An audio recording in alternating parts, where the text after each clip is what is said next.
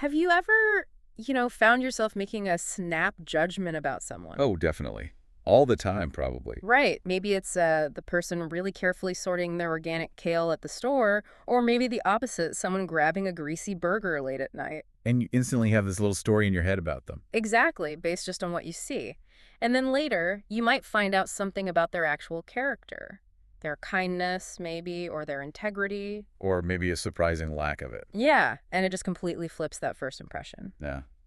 Well, today we're taking a deep dive into an ancient text that really challenges those kinds of surface judgments. But the implications go way beyond just diet or appearance. We're digging into the Āmagandhasutta. That's the one. And our mission, really, for this deep dive is to uncover its, well, quite surprising redefinition of what impurity or foulness actually means, according to this ancient wisdom. It sounds like it moves us past those superficial things. Completely.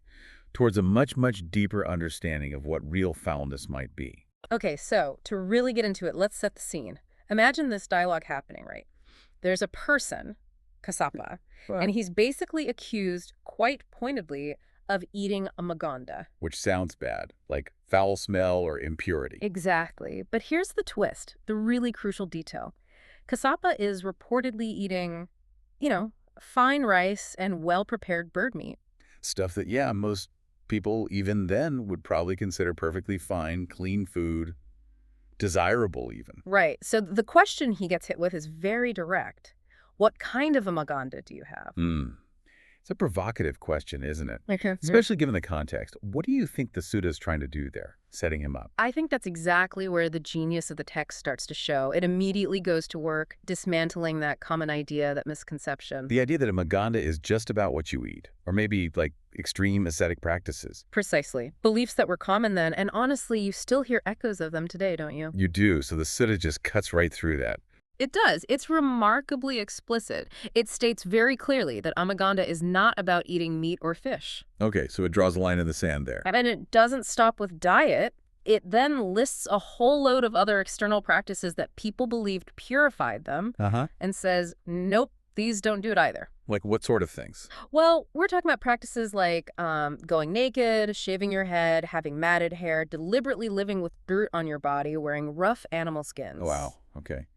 Really external stuff. Totally. And it also dismisses rituals, worshiping fire, really severe austerities, chanting spells, making offerings or sacrifices, even things like observing specific seasons for ritual purposes. So it's basically saying none of these outward shows matter for actual purity.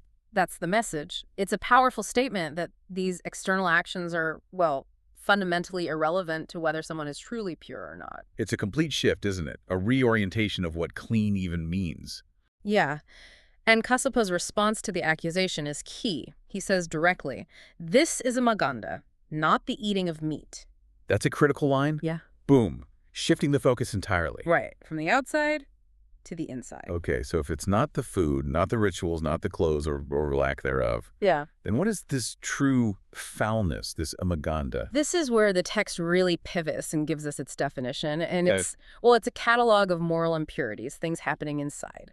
Okay, so it gets into ethics and behavior. Entirely. The Sutta defines āmagandha purely through moral and ethical failings. Can you give some examples? What does it list? Sure. It starts with really direct harms, things that cause immediate suffering, like killing living beings, physical assault, unlawfully binding someone, theft, and just plain lying. Okay, fundamental breaches. Respect for life, truth, property. Makes sense. Then it goes deeper into more subtle things, but just as corrosive. Deceit, dishonesty. So, well, it mentions fraud, general deception, being dishonest in dealings, even specifically calling out fraudulent business practices. Basically a lack of integrity, exploiting people. right. Misleading others for your own gain. That definitely feels impure in a deeper sense. And it doesn't just stop at individual acts. It also looks at social harm, things that damage relationships and community. Like what? Things like intimacy with someone else's wife, backbiting, or malicious gossip, betraying friends. Ooh, yeah. Poisonous stuff. Being pitiless, cruel, hoarding things and not sharing, not giving, and even just associating with wicked or harmful people. So it covers personal conduct, business ethics, social relationships. quite comprehensive. It really is. And then it drills down even further into our internal states, our attitudes. Okay, now we're getting really internal. What kind of attitudes? It talks about people who are unrestrained, maybe in their own homes, people consumed by greed, specifically mentioning greed for tastes, impure thoughts. It calls out having nihilistic views, believing nothing matters, perverse thinking, being stubborn or hard to guide. Difficult people, basically, Yeah. resistant to wisdom. Yeah, and then a whole list of classic negative emotions. Yeah. Anger, pride, obstinacy, being oppositional, deceitfulness again, envy, boasting, excessive pride, like serious arrogance. Wow, that's a heavy list. Yeah. These aren't just actions. These are deep-seated inner states. Exactly. The inner poisons, you could say. It really does make you think about your own inner landscape, doesn't it? And the sutta also mentions cruelty and disrespect directly. It does. Being harsh, cruel, actively intending to harm others. What strikes me is how complete this picture is. Foulness isn't something you wash off. It's presented as this deeply rooted state of mind that then manifests in all these harmful ways. So, given this pretty intense definition of what true āmagandha is, what does the sutta say happens to people stuck in these states? What are the consequences? Well, it doesn't mince words. It's quite stark, actually. It says that those attached to these moral impurities, the ones always, striving against others, causing harm, they're headed for darkness after death. Darkness. It explicitly says they fall headlong into hell. So it really emphasizes the severe karmic results of these deep moral failings. Okay, that's sobering. But surely the text doesn't just leave us there, right? Does it offer a way out? A path to actual purity? Thankfully, yes. It absolutely does. It provides a very clear path to purity, a way to genuinely remove suffering. And I'm guessing it's not about, more elaborate external things. No, not at all. True purification, according to the sutta, comes through inner discipline and ethical conduct. Ah, back to the internal. Exactly. It talks about being guarded in your senses, gaining control over them. Being established in the Dhamma, you could understand that as the core principles or the path itself. Okay. It mentions delighting in uprightness and mildness, letting go of attachment, and having abandoned all suffering. That's the real path to being clean. Inner work. And what about Kassapa, the guy who was accused at the start? How did this teaching affect him? It's shown as having a huge impact, a transformative one. Really? Yeah.